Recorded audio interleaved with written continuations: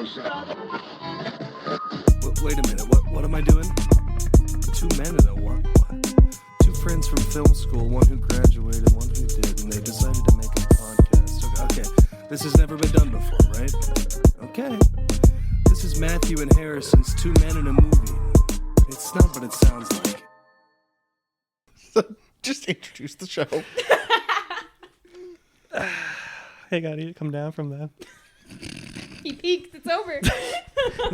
The thought of my mom getting railed just gets me so excited. Welcome to the Two Men in a Movie podcast, where each week one man shows another man a movie he can't believe he hasn't seen. I'm the recently scarred, but very excited about my mother's pregnancy, Matthew Olachek. She doesn't listen. She's downloaded. She doesn't listen to this. Joined by always by my beautiful work husband wearing his thematic shirt for this week. How are you doing, lovely? I'm doing all right, hon. How are you? Yeah, I'm surviving after this movie. And we have a special guest today. It's your Dom. Do not say it. I'm Dom. Do not say it. It's your Dom. No? No? Yeah. I was thinking about this episode. I'm like, Harrison's going to get so upset in this episode.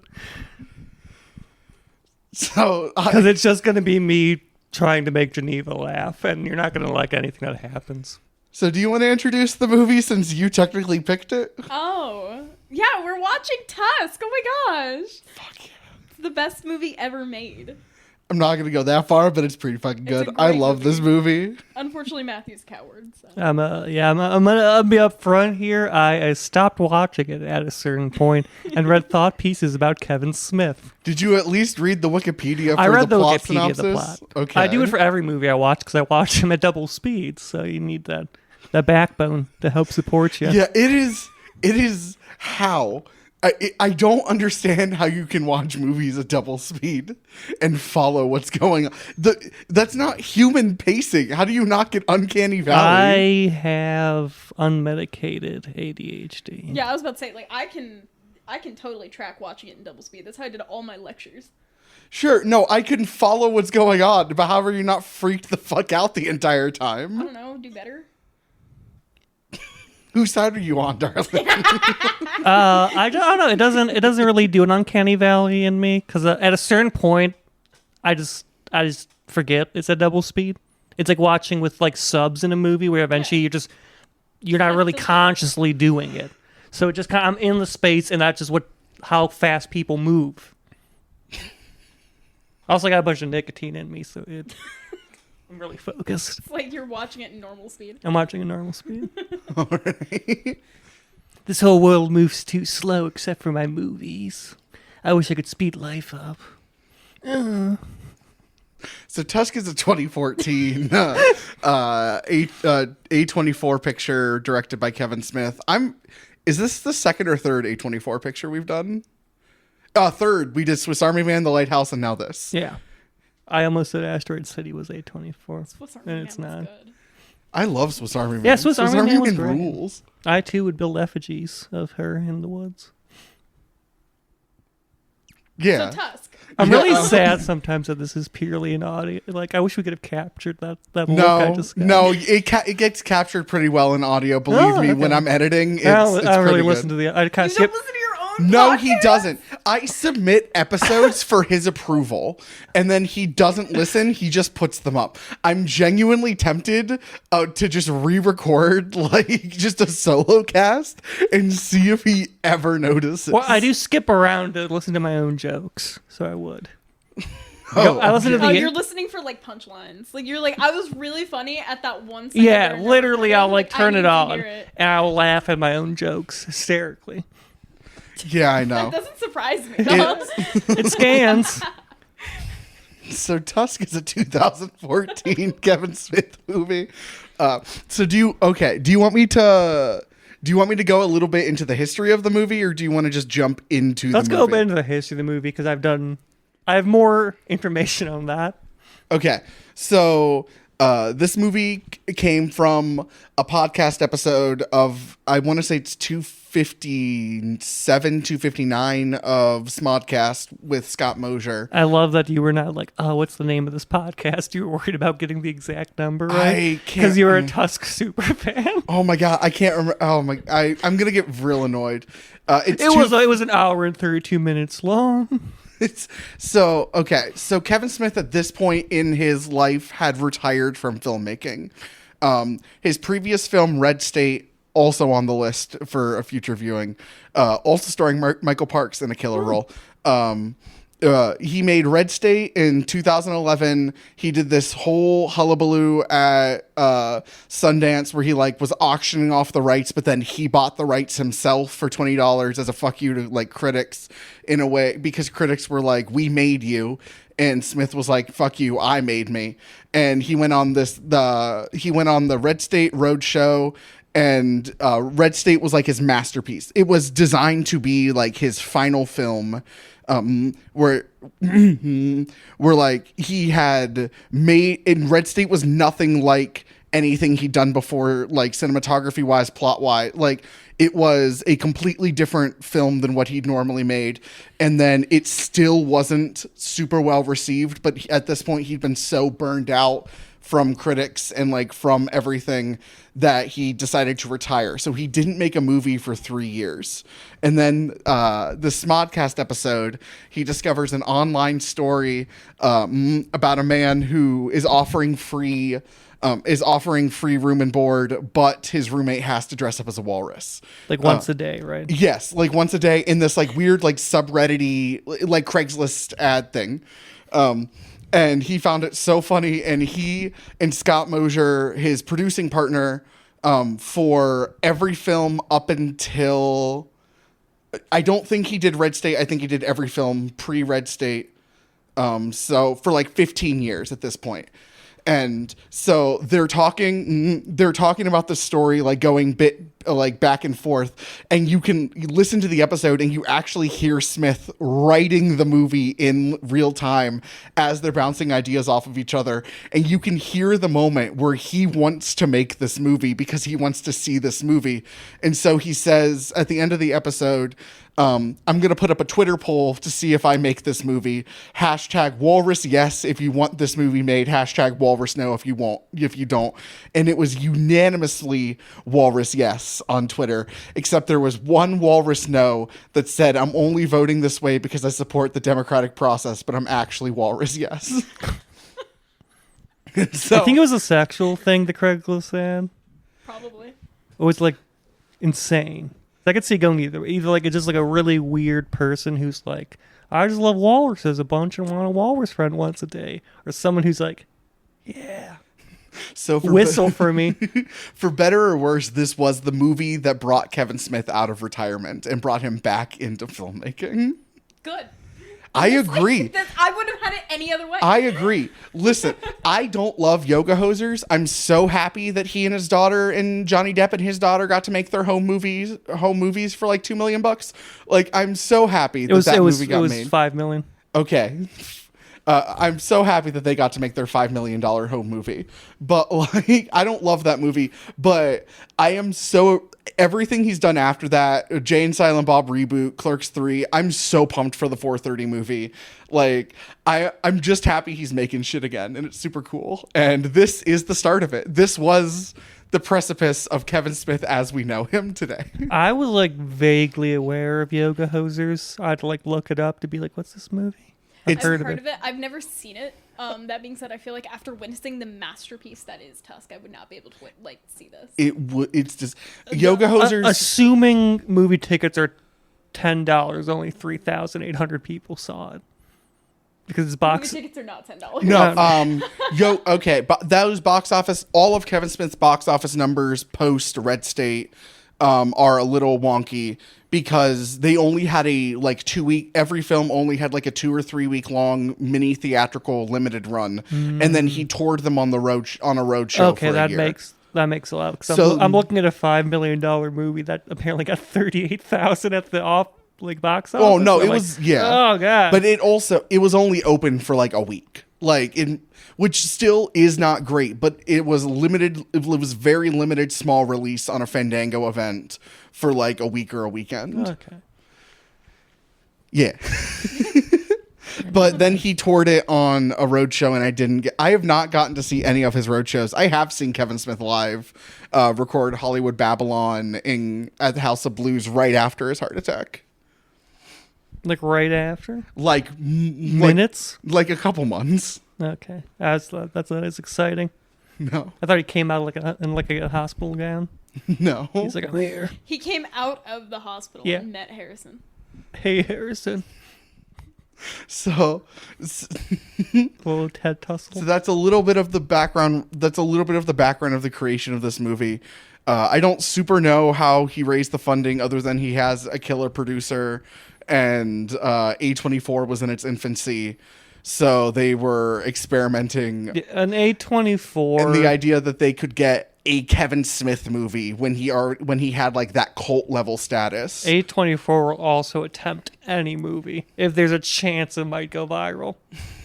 Fair. A24, like, it's incredible how many of their movies do hit, because they take wild. Every movie they take pretty much is like an insane risk. I don't love every A24 movie I've seen, but I do enjoy like the wild swings they're willing to take.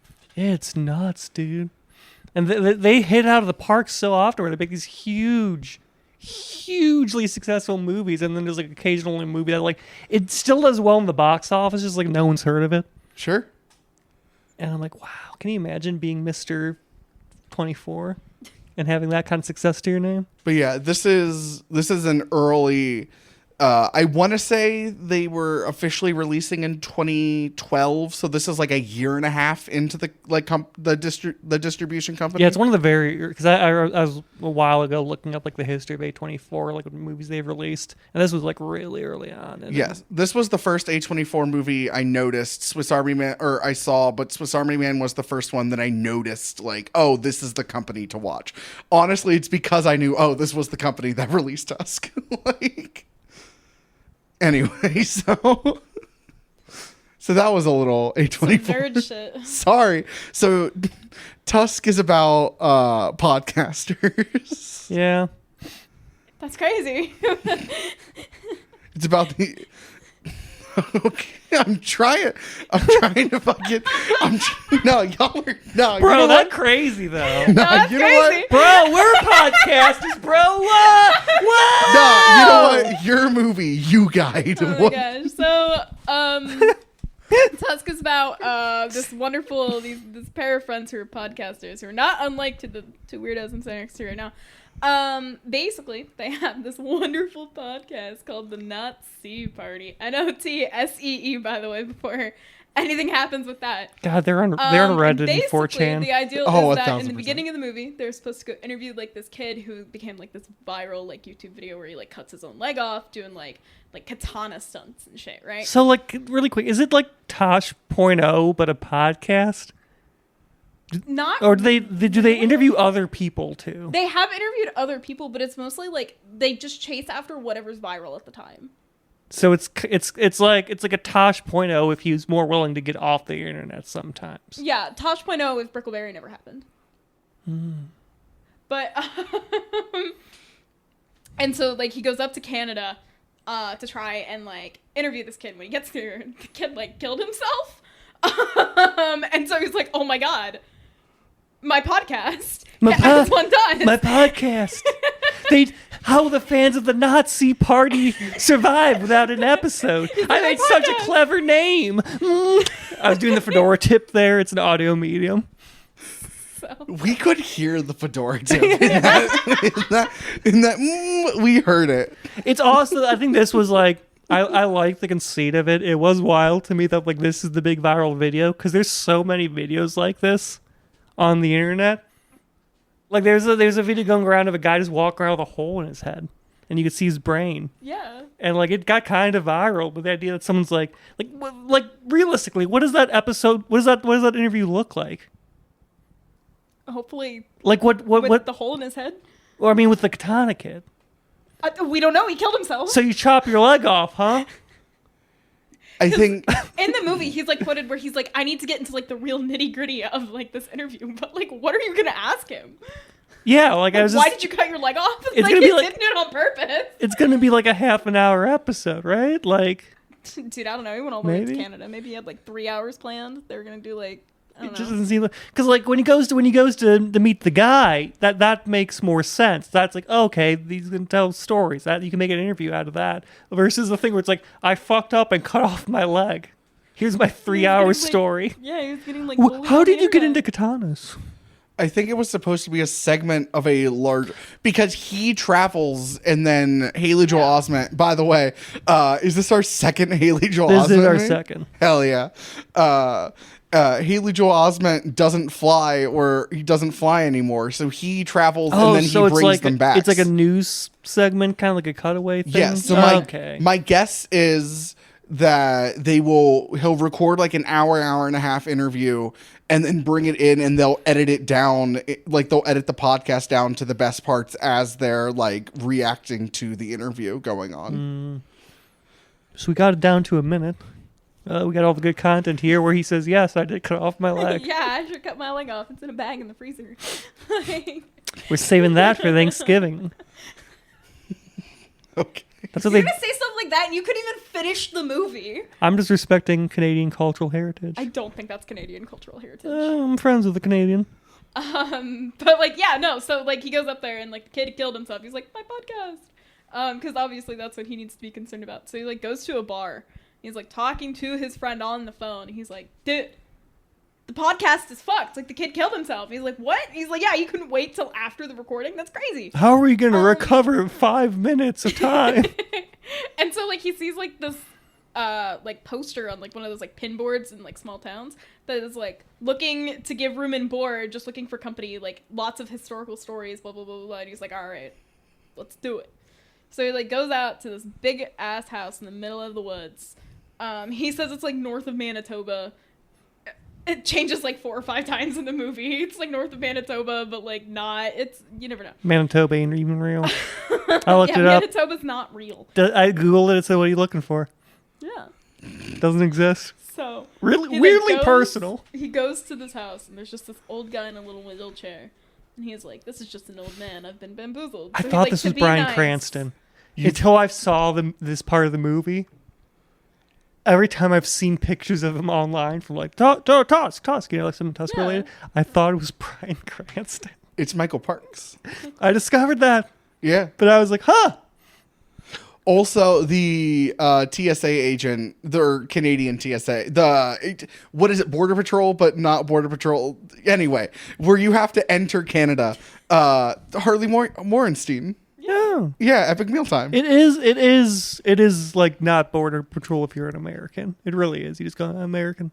Yeah. Which is also how it is in, I want to say, Saudi Arabia or one of our allies out there. One of our allies in that region. I was reading something where someone's like, they were nervous about getting in because they were like checking every car as really strict security. Yeah. But his girlfriend's from there. She's like, just flash your passport. And so when he got up there, he just flashed his American passport and they let him right through. That's how it is in Australia. If you stay for less than a week and you're American, you don't need a visa or anything. You just show them your passport and you're okay. Yeah. But you stay over that week, they're gonna hunt you down. We call that American prestige. American prestige. Back-to-back World War champs, Bad baby. to bad. Oh! We've committed no crimes. I so thought there was gonna be more. I'm just stating the truth. What more is there to say? So They're only war crimes if they can tell on us. Yeah. We've never been charged with a war crime. Who are they gonna complain to? Us? Like, So- he's so real. so the airport security scene Can't arrest the police. has some really funny moments. Like I am sure that Justin Long has had to, like, Wallace Brighton, the character, has to do that all the time where he has to explain what a podcaster is, especially in 2014 when Yeah. like they were existent. Like we vaguely knew what a podcast Even was. till Kind I've of. heard podcasters complain about, like, still to this day, airport security and their equipment. and they're like, "Why do you have all these cords and shit?" And like it's amazing. Like even now, people still don't know what a podcaster See, is. that's like the perfect opportunity to get more views. So what you do is you tell them you have a bomb, right? Yeah. And so then when you like track back on your story, you're like, no, look it up, and then you like execute the views. See, I've been trying to do that. I've been going to airports saying I have a bomb to try to get viewers for this podcast. But unfortunately, I'm a straight white male, so they just let me walk through with it. So They're like, it's probably for a good purpose. Hunting. Honestly, we don't know this guy. We can't assume anything. He's not Taliban. but I do love where he's like, so our podcast is called the Nazi Party, and immediately it's like, don't fucking mention the Nazi Party. Like, what? It really is a 4chan podcast name. It is. He even says it with like the accent like multiple times. He does the fucking Hitler stash. Yeah. Like, their tagline is "All hail the Nazi Party." What a successful That's that would definitely actually gonna put them be. ending up on a list somewhere. See, but like, are they 4chan bros, or is it like Cumtown where they're just edgy? I was just gonna say, like, I was like thinking like how popular would it be, but then I remembered Cumtown. Yeah, Cumtown exists. I Sometimes think they might exists. be the biggest brain of this operation, is because like, obviously that's like rage bait. That's like early rage bait right there. Yeah, but they spell it differently. It's the Yeah, but like, just like off of word of mouth. Like if you tell somebody like, yeah, I listen to the Nazi podcast. Like, dude, like that's rage bait. I'd Right be like, there. They thank just you- got like secured. so thank many you for clicks. celebrating my heritage. Shut up, So Tusk. Right. The TSA scene was great, honestly. a man torn betwixt devils and kings. I wouldn't go that far.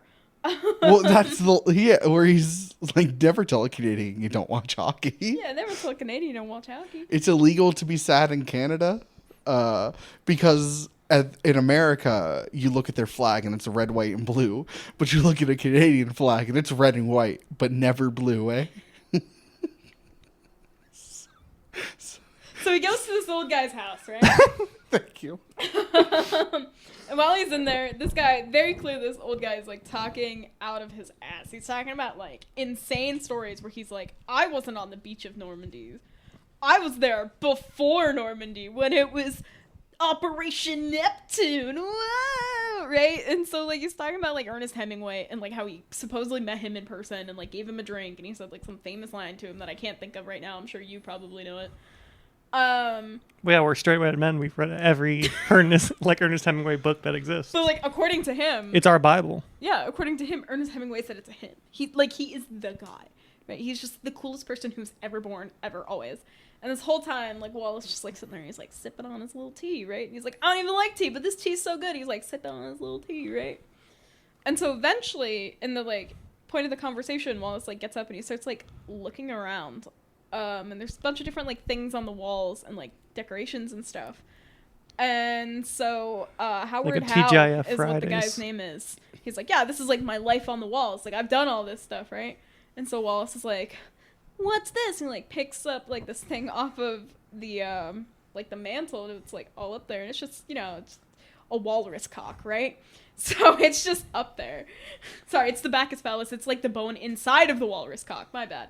But like That's important. That's important. We humans don't have those, you know. I love that I didn't have to say anything. I just slightly lifted the microphone and opened my mouth. Did not make a sound. No, this is a safe space for discussing version various penis bones. And so I like, mentioned cow cocks several times and how they're always erect.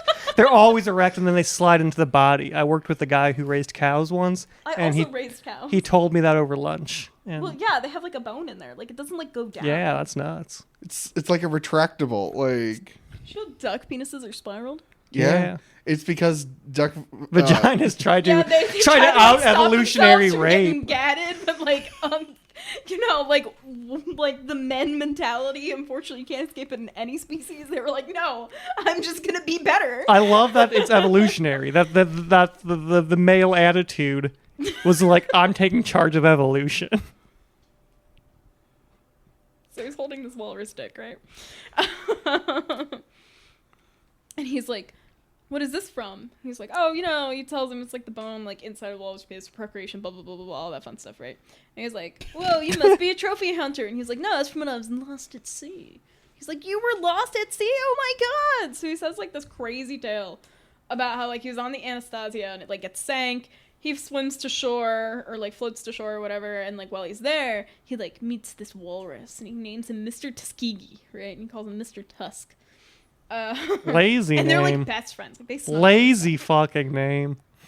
You could have That's done a better. great name. What do you mean? Oh, first off, you should have asked him his name. I don't think he So appreciates. you're gonna ask a walrus his name? Yeah, look, that's kind of fucking prejudice. Calling him Mr. Tusk. And when the walrus responds, it's like, oh, like what do you say? They say, hey, oh! Also, he probably whistles because walruses whistle. I did not know walruses was. Yeah. I watch a lot of Instagram videos because they go. Why? They go.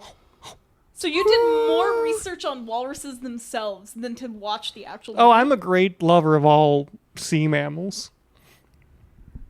Also, Harrison kind of reminds me of a walrus. So every time I see a picture, I go, my buddy. He should have been the drunk walrus, is all I'm saying. He's committed that drunk hippo was. Hippos are killers. Walruses are friends. I'm pretty sure a walrus will actually murder you. Nah, dude. I'm Polish. Sometimes. What does that mean? Darling, sometimes he says something and you don't have to, you're never gonna understand. I would argue that's more of a reason for a walrus to kill Nah, you. dude. We tight. You just dap the walrus up. And we whistle. We go, woo. When you go to the zoo, they're like, yo, that's my guy. That's my guy. That's why I like when there's like the big groups of Polish people. So I don't sell pierogies at zoos because all the Polish people would come. Walruses would never stop whistling. Mouths would get dry. You know they sell pierogies at the baseball field? Yeah. If I close my eyes and think really hard, I know where every pierogie's sold in this state. Only in Ohio, though. Only in If Ohio. you're over the board, you don't know. Yeah. I got pierogi sense. I'm just kind of always generally walking towards the nearest pierogi. It's why I have pierogies in my freezer, just so I don't like wander away from home. It's like a gaydar, but like for pierogies. Yeah. Okay. I have a pierogi dar and So, a lesbian dar, and those are my only senses. A pierogi dar. I love the gaydar has just replaced radar. Like it just is. Well, because radars don't detect one thing. Yeah, gaydars is to detect gays specifically. Oh, you can sure. locate any gay in like a certain area. Like I don't know how good at math he is. There's exactly 3 lesbians eating pierogies in the state of Ohio right at this moment. See? Okay. I'm so sorry. This is Yeah, my know your skill. place. This is my power. So So it's talking about Mr. Tuskegee, right? so. Oh, Yeah, what's up, buddy? You okay? I I think we broke Harrison. Yeah, it's normal. I warned you this is a terrible idea. so Yeah, what's up? So Mr. Tuskegee, right? It's the walrus that he's like bonding with while he's on like the shores of some peninsula south of Siberia. And so like supposedly this is like the walrus's dick. And like around then, like the tea that he's been sipping on, he's been like, the whole time. Yeah. I drink He's a lot. like- I drink a lot of tea. That's exactly how you do it. Yeah, see, I'm glad somebody agrees with me. He just like he realizes that like his vision's getting blurry, and he's like, "What?" And he just like face plants on the floor. The face plant on the floor is the funniest moment in the entire movie. I'm sorry, like he like ragdolls, like and it's so he bounces. You have to commit to bouncing on landing in order to get it to go well. Like it's so good. You can do that pretty easily by not stage falling. yeah. Did not like he ate shit. Yeah, cause like I had to do like a bunch of I had this thing where I had to like ragdoll and hit the ground, and I bounced very well, so much so that I had permanent damage to this day in my body because I would not stage fall. So like I'd hit the stage and I'd go boom, boom, boom, and like roll across. That's literally that's what he does. Yeah, like he and- like bounces. I'm gonna pin this, but I will pull it out at a later time when we get to the correct point in the movie. This is a movie that if everyone is not 100% committed, everything about this movie falls apart. This movie is on a razor wire of technical, how does this work? This should not work in any way. And if anyone gives less than 100% in any given moment, Dude, he gave more than 100%. Like, he launched himself out of that chair. Like, it's a movie for Nicolas Cage. It's a shame he's not in it. it is a shame. Honestly. Would you rather he be the man or the walrus? Oh, I was thinking Nicolas Cage could be Guy Lapointe.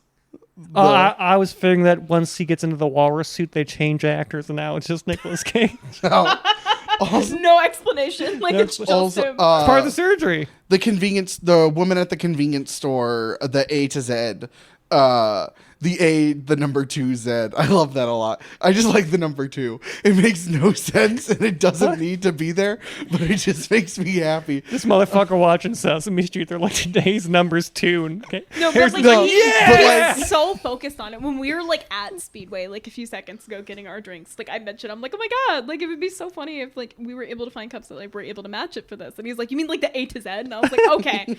I was like, wild, you know that, by the way. So the two ladies in the 2 convenience store clerks are Harley Quinn Smith and Lily Rose Depp, who are Kevin Smith and Johnny Depp's daughters. And they're the stars of Yoga Hosers, the next movie. But again, they got to make a little home movie with their their kids. Cute. Like, anyway, back to the murderous stuff. Yeah, So- fuck kids. also, they were best friends from childhood. Like they were Yeah. real life friends. It's just. I'm sorry that I get to have real world background information that warms my heart, and y'all are cynical and have sealed. I'm not cynical. Just thinking about the walrus made of human flesh. I'm also thinking about the walrus made of human No, you're flesh. thinking about childhood whimsy. That is true. You're kind of always thinking about childhood whimsy.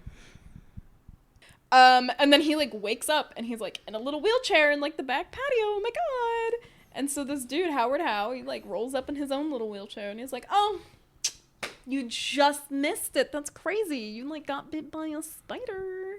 He's like, "There's a spider." So like he's like messed up from sedatives, right? So he's like has his little big gulp cup in his lap. He's like drooling and stuff. He's like, "There's a spider?" He's like, "Yeah, it's a brown recluse. It's spooky." He's like, it bit you in the leg. Like, you like ate shit right in front of me, dude. That's kind of crazy. I had to call the doctor." He's like, "The doctor's here?" He's like, "Yeah, but you just missed him. Don't worry." I don't understand why he's lying at this point. The doctor, by the way, is Mossier, which is just French. The French speak of Mosier. Yeah. Which is Scott Mosier, his producing partner. Yeah. I just like he's lying about this whole He just fucking. It's also the name of like one of the personas that he took on later on, but we'll Buddy, hit that you one. don't have. He doesn't have a leg no more. You don't have to lie. Like you're gonna turn him into a walrus pretty But soon. he doesn't know that. Yeah, Right now, he thinks he has a chance. Also, if you're bit by a brown recluse, you don't pass out. It's more necrotic of This the flesh. motherfucker flew up from America to try and We interview have a kid brown who like cut his recluses. leg off with a katana. We've established he's not the smartest. That is true. I I feel once, like that is enough I to once spent a establish- summer sleeping in a cabin with a brown recluse that was living in there, and we just kind of respected each other. Oh, did you die? No. Oh, okay. So that's my favorite bit. Don't look at me like that. Anyway, I could have, Harrison. yeah, you could have show some respect. Show some for fucking your respect. friends. I could have died. See, I cared enough that I asked him if he died. Yeah. This is empathy. You tell me to work on it all the time. Anyway, so he tells me he was bit by the spider. And he's like, "Yeah, it was crazy. It was like big old spider. Like he nabbed you." And I like saw it happen. He's like, "You saw it happen?" He's like, "Yeah, unfortunately, I was not fast enough to see him beforehand. That's so sad." And so he like moves the blanket on his lap, and like his whole left leg is just gone, like amputated. Right? He's like, "What the fuck happened to my leg?" He's like, "Oh, doctor had to take it. Like there's just too much venom. You're gonna die, dude. So like we saved you." It was like that shot where I started like detaching from the movie. So I think it is the stitches like we were talking about. Okay. So did you know that this was body horror going in? I did. I just I thought I was a braver boy. Oh. Or rather, I thought it's a movie about a man who gets turned into a walrus. Surely it won't set me off like a more serious body horror film was. It did. I'm sorry. It's okay. So, right. Okay. Leg gone. Eviscerated, right? We don't know where the leg is. Maybe he ate it. I don't know. And he is Canadian. Yeah, he's Canadian. They Probably do put it in the freezer for Thanksgiving. exactly, see? But leg gone. And so he's like super mad. He's like, I got like call somebody. I need to call my family. He's like, well, the doctor stepped on your phone, so it's broken and you can't call anybody. He's like, I need to use the house phone. He's like, doctor took all the house phones. He's like, what? He's like, yeah. He said that he didn't want you bothered at all. So he just like took the phones with him. He said, I don't get paid enough, and he stripped the copper out of the walls. Yeah, he just ripped it right out of the wall, dude. And he was like, that doesn't make any sense. Why am I not in a hospital? And he's like, because hospitals have diseases. And he was like, no, I need to talk to the doctor. He's like, yeah, Dr. Mosier, right? And he was like, any doctor. Like, I just need to talk to him. He's like, okay, I'll like ask him if you can talk to him after supper. And he's like, okay. I'll blow my doctor horn. It's a big horn he has on the top of the... And that's it gets... He just stands on top of Yeah, it. that's why they don't need the phones. So, I like to imagine that most of Canada's run through horn-based communication. and so supper comes at like, what, 6? He said it was like 6:30 sharp, something like that. And so they're like sitting across from like this long-ass table, by the way. Like, think like where you would like host a feast. A Like Citizen mid-century Kane hall. reference if I've ever seen one. And so like they're on either end and they're like eating and like the sedatives have kicked back in so he can't like move his arms. And he's like, oh, are you not hungry? He's like, I can't fucking move. And he's like, oh. And then like keeps eating. He puts down his little silverware and says, it's walrusing time. Not what he said. And so Wallace is He like... He should have preempted Morbius. So like these two dudes in their fucking wheelchairs are on either side of this stupid not wheelchair accessible table, by the way. It's really high up. Like, I don't know where they got wheelchairs that are made like that high up, but like that's just how it is. And so like they're eating dinner and Wallace is like, dude, like I need to call somebody. He's like, the doctor took the phone, guys. And he was like, okay, well, you said you saw the spider, right? And he was like, yeah. He was like, so what did it look like? He was like, oh, had a lot of legs. Brown. And it was Reclusive. definitely a spider. Seemed a bit shy. Literally, like, that's how he was describing that. And so Wallace is like, there was no spider. You're, like, insane.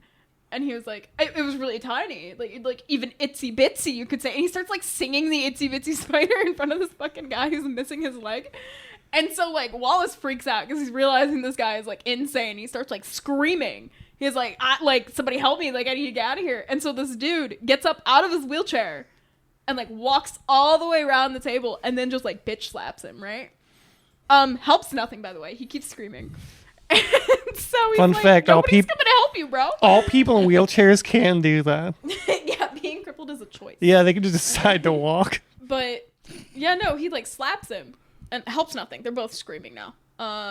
That's how it goes. And so, like, this guy realized, he's like, this guy's a whack job. This is not good, right? And so it does, like, a little teeny tiny time skip, right? And so he's, like, in 5 seconds in the future. It's, like, 10 minutes. God, I want to make a movie where there's, like, a time skip and, like, it goes to, like, the black text that says later that day, and it's, like, 20 seconds later. I want to do a movie Like someone's all of the like important stuff happens like in a time skip, right? And so like it goes like them like making a plan and then a time skips to afterwards and they're like, whoa guys, we sure defeated that villain with the power of friendship. This is a real thing I want to do. I want to make a historically accurate World War I movie where everyone calls it World War I. It's not the war to end all wars. No. It is World War I. No, everyone in the movie It needs to be calls it historically World- accurate. By historically accurate, do you mean like it's like an hour 40 of people just sitting in a trench where nothing happens and they're like, can't wait for World War I to be No, over? not yeah, a little bit. That'll be part of it. Not like real time, but like yes, it's a lot. Like like all of the technology is historically accurate. All of the like the I can rest see of the the language. trailer. I need this whole movie whole time, everybody's calling World War I historically accurate. At like the very last like few seconds in the movie, somebody would be like, "Man, I wonder how World War II is gonna go." And they're like, "There's a second one," and that's it. I have a trailer in my head. It's a Wes Anderson following shot of a rat in the trenches. It's like doon, doon, doon, and then it bites again. It's God, I fucking hate World War One. And that's like in comes like the music starts playing like bow, bow, bow, bow, bow, bow, bow, bow, and then it's the titles. I saw like this skit on TikTok of like a guy where he's like, it's like the year's 2065, and he's like talking to his son who's playing Call of Duty, right? And he's like, "Oh, which one are you doing?" He's like, "Oh, World War III." And he's like, "That's a good war. What map are you on?" He's like, "Gaza." And then Gangnam Style starts playing from the TV for some reason, because clearly, whatever war our generation has to fight is going to be the worst fucking war that ever existed. Not that there's going to be like carnage or anything, but like we're going to be dropping like femboy hooter memes like to the other side. We're going to be like airdropping. That's one thing I see. The thing I see where it's like me turning to my buddy after like killing a village defenseless people and saying, "Wow, bot lobby." See you in the lobby, scrub. Get ready. Just the idea of like helicopters coming in like it's apocalypse now, but it's like oop, Gangnam Style playing. Have we gotten to the first flashback yet? No. No? We're talking about World War III. No, I know. It's happening, baby. This right here is when the first flashback happens, when he's like in the chair. Okay. And then it's the first flashback. It's like them, like he's like obviously like getting dirty with his girlfriend, right? And she's like, "I don't want you to go." I kind of more getting blown, but yes. That's fucking. Sure. He is trying to fuck her. She does not want it. Yes, it's under the okay. Sorry, Mom. It's very straightforward. If you ever watch the movie, he's literally like, "We should fuck," and she's like, "No." Like it's very, very straightforward. Like I don't know why you're apologizing. Anyway. Yeah. Like blowjobs are only not sex if you're Catholic. This is like when the first. You are Catholic, so why? Unfortunately, it's an American audience, which means that most of them are probably Protestants. I have to shape my cultural norms to fit theirs. This is called gentrification and colonization. I don't think you know what gentrification is. Probably not. Anyway, so we get to the first flashback, and his girlfriend's like, "I don't want you to go to Canada." And they had this argument where she's like, "You've changed a lot due to the podcast. It does that to people. I don't like how you've changed. I don't think you should go to Canada. This is kind of fucked up that you're going to like interview this kid who cut his leg off. Just stay home, find something else." And he's like, "No, I think I like being a douchebag, right?" He's like, "No." How popular is this podcast? Well, it's 2014, so if it's a popular podcast, it's a crazy popular podcast because there were only like 6 popular podcasts.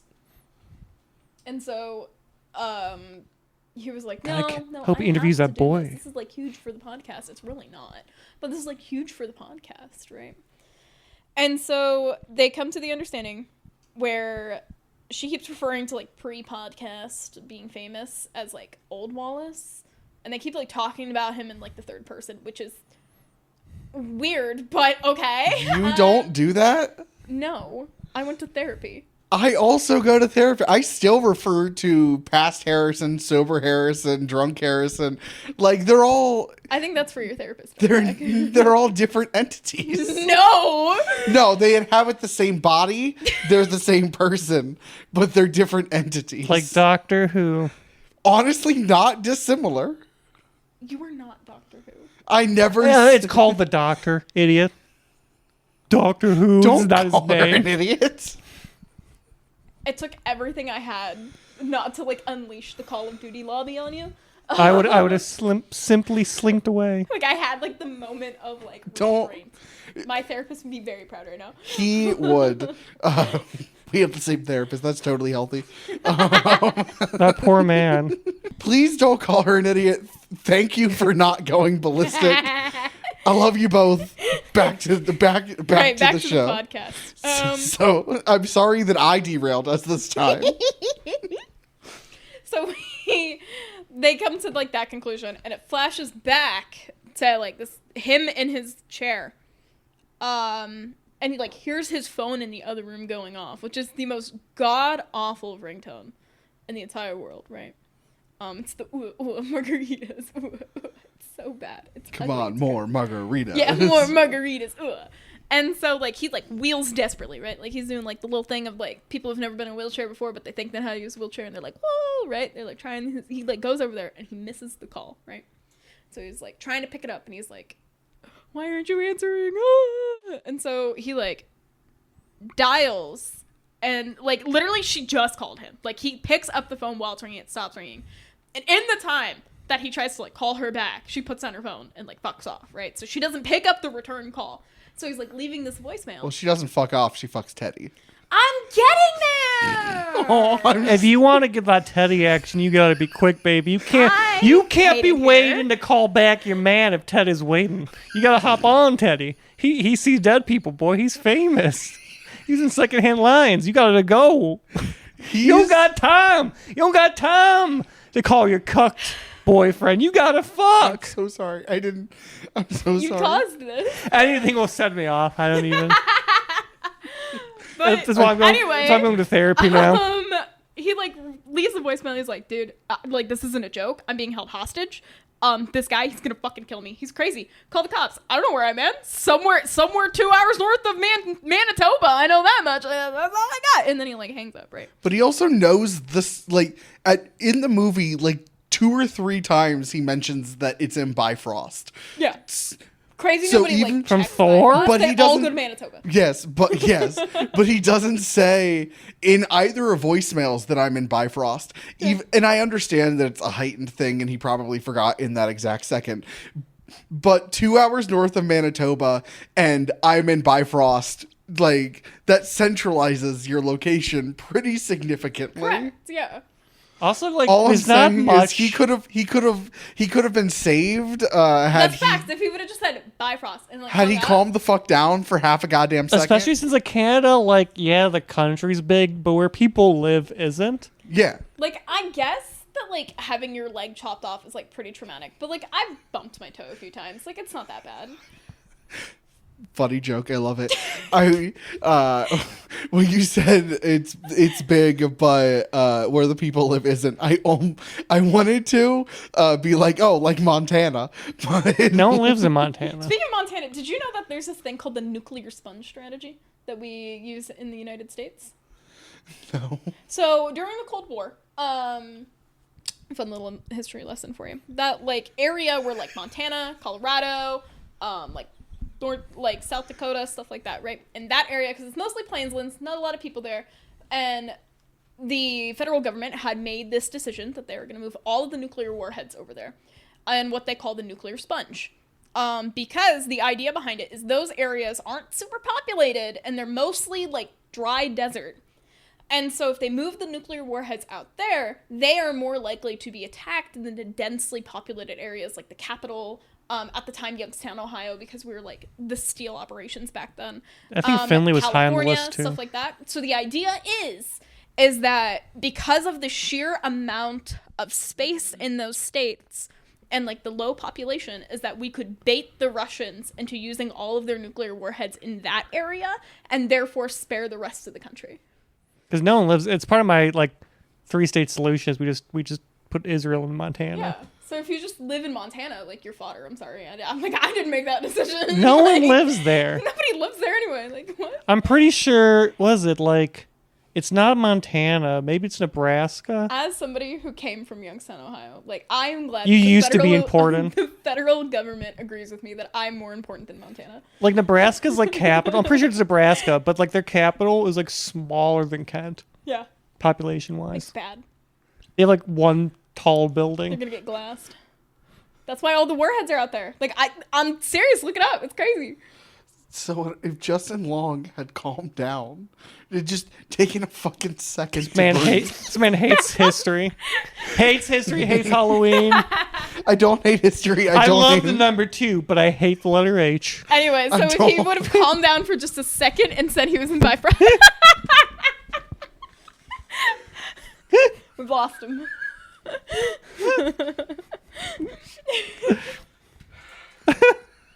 I'm back.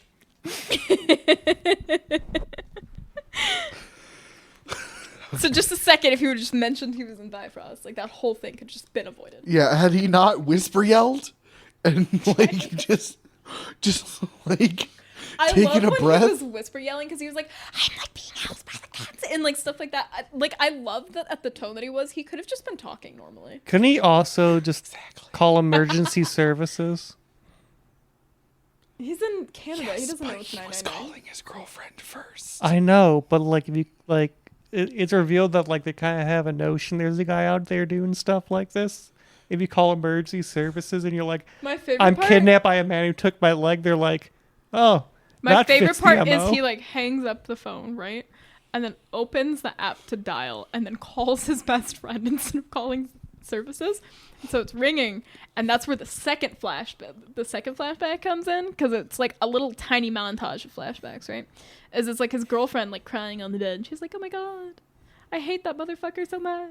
He cheats on me all the time, and like I feel bad, but then I remember he cheats on me, so now I don't feel bad." And she's like talking to somebody like off screen. She's like, "I don't know what I would do without you." And so when he calls, the like second phone in the bathroom from when she like tried to call him before lights up.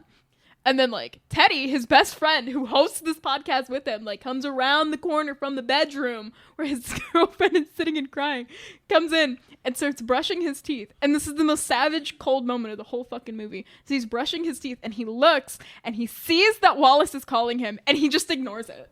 Like he just fucking leaves it and then goes into the bedroom.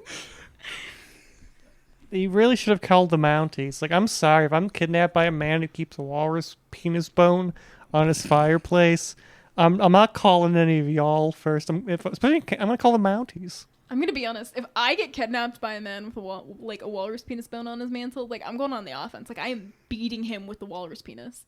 Like You're becoming the walrus. I will go full walrus, bro.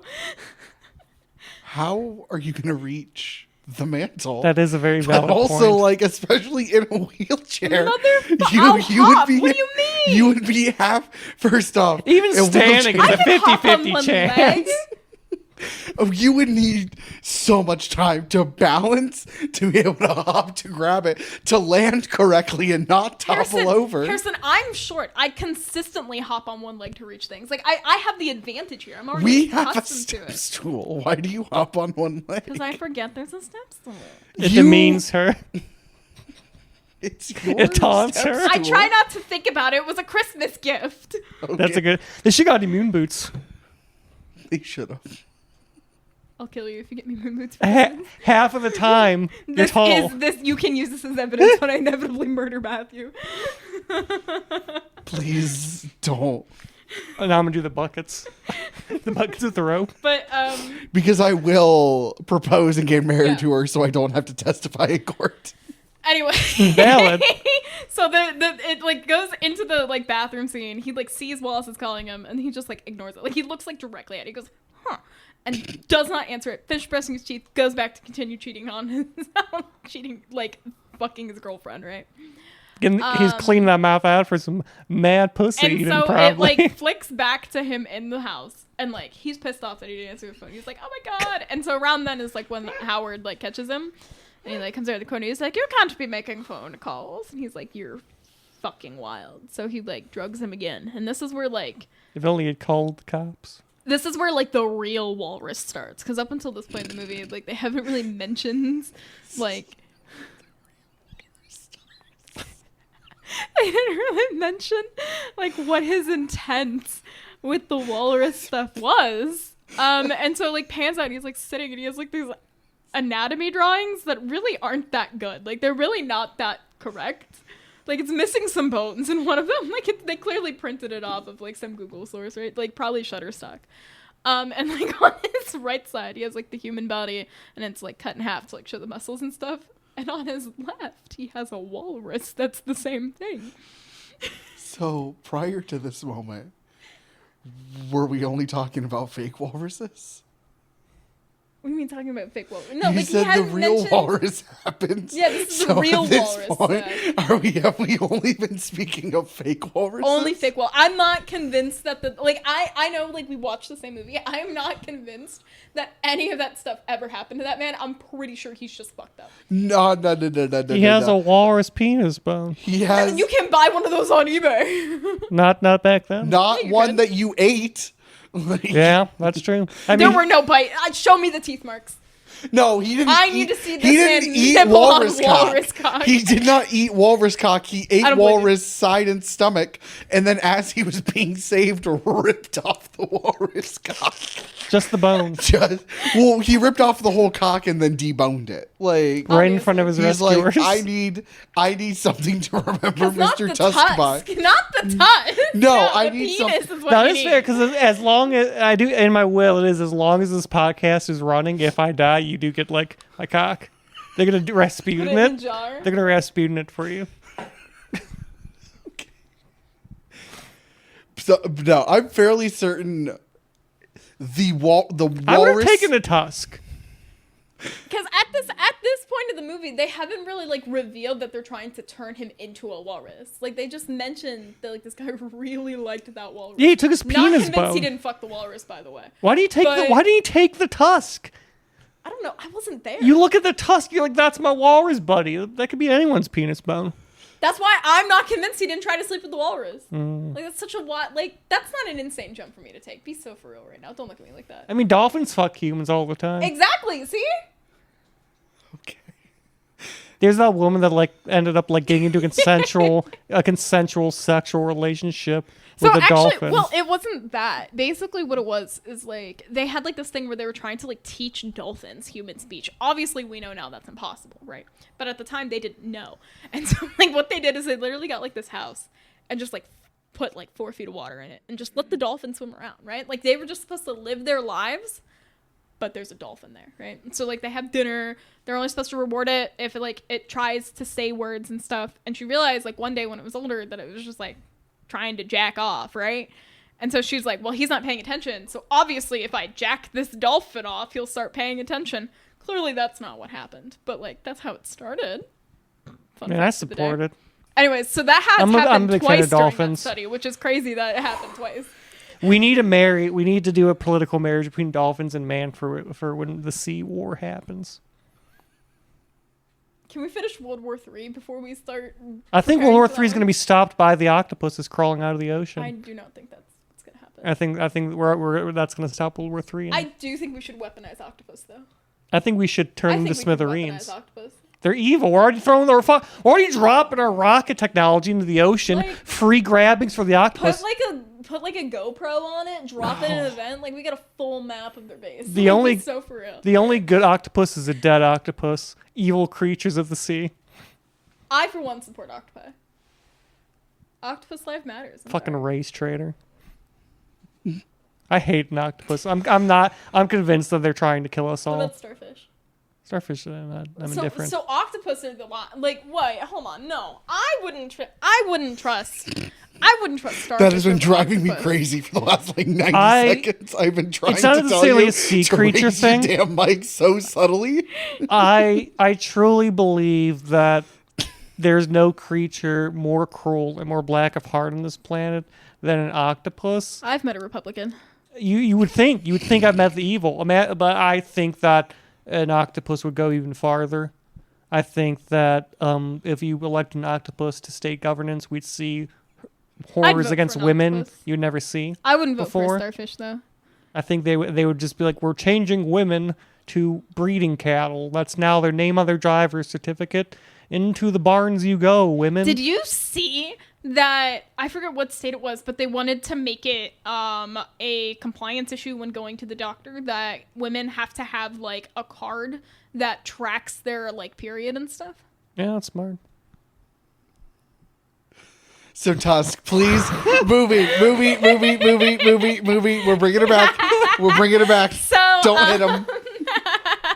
Right. So we see him like watch his phone call go away, and it goes back, and he gets caught by the dude who like kidnapped him. Right, and he's like, "You can't do that. That's very naughty of you, Mr. Tusk." And he's like, "Who the fuck's Mr. Tusk?" gets Clearly knocked out didn't listen again. to the stories. And so this is where like the real walrus shit starts happening, because it like zooms out and he's got like the anatomy posters, and like Wallace is like on the table and he has like the skin of like his pectoral area is like sewn to like his upper arm. So now he has like weird little like flaps. Like if you like pin your elbows to like your rib cage and like flap around, that's all he's got now, right? This is like the beginning stage of the walrus. And this like, was when I was like, this is where Matthew stopped watching the movie. not necessarily because this was too much for me, but if I knew, I'm like, this is the beginning. Which is wild that that's the walrus scene that you're talking about. Yeah. Is that really where you Wait, you didn't see the You didn't even get to suit? the actual walrus? Is that? Yeah. You didn't see the suit? Hold on, I need to googled the show you suit. this. I No. googled the suit. I've seen the suit before. Okay. I don't like it. I didn't say you had to like it. I just said I you didn't had to even see say it. you have to watch it. I'm just shocked that like you didn't even make it to the suit. I'm just really against surgery as a concept, I guess. I don't think we're supposed to go inside there. That's God's machinations, you know? Okay. Anyway, so I'm about one of the this people time, who's like stopping up corpses. You can't dissect human bodies. It's sacrilegious. So about this time, it goes back to America, and it's like the morning after, and it's like the best friend and his girlfriend, and like they clearly had just fucked, right?